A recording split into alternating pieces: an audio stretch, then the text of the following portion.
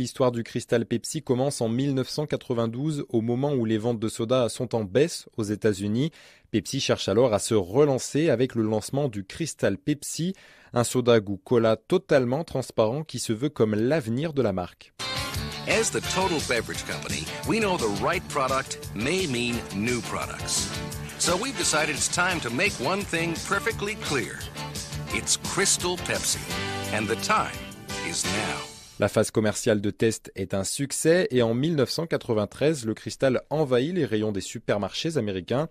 La boisson attise la curiosité et surfe sur la mode du transparent, bien aidé aussi par une grosse campagne de publicité, notamment lors du Super Bowl de 1993. Mais ce succès sera de courte durée puisque moins d'un an après son lancement, le Crystal Pepsi sera retiré de la vente faute de clients. Alors, plusieurs explications à cela. Déjà, il y a le goût qui ne fait pas l'unanimité. Il y a la concurrence avec un nombre de colas transparents qui explose.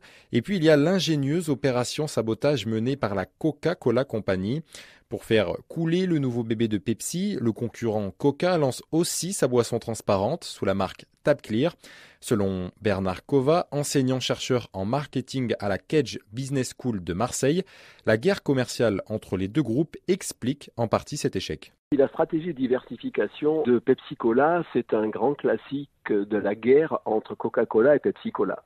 La grande critique qui a été faite à Crystal, c'est qu'on a innové essentiellement dans l'idée de faire quelque chose contre le concurrent, pas d'apporter quelque chose qui ait du sens au consommateur. Résultat, une fois l'effet de curiosité passé, les clients abandonnent rapidement le Crystal Pepsi, tout comme son concurrent, le Tab Clear. Il disparaît alors durant plusieurs années avant de réapparaître en 2013.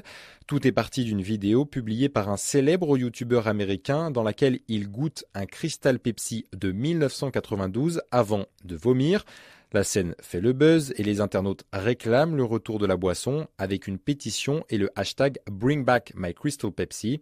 Le phénomène est lancé, en témoigne cette chanson créée pour l'occasion.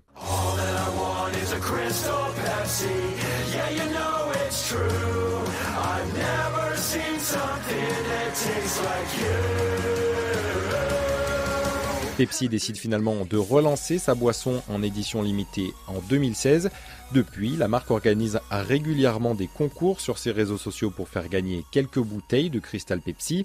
Le dernier date du mois de janvier. Résultat, les collectionneurs se les arrachent. Une bonne nouvelle pour le créateur du Crystal Pepsi, David Novak, qui reste persuadé du potentiel de son idée. Il s'est confié au micro de la chaîne YouTube Entre Leadership. C'est sympa de voir que la boisson est de retour. Quand je repense au Crystal Pepsi, c'est pour moi la meilleure idée que j'ai jamais eue, mais c'est aussi la moins bien exécutée. J'aurais aimé que l'on fasse mieux car cela aurait permis au produit d'être encore dans nos rayons aujourd'hui. Pepsi a donc réussi à profiter de son échec commercial pour alimenter la nostalgie des consommateurs. Et pour souffler sa 30e bougie, le Crystal Pepsi est actuellement de retour dans certains magasins canadiens.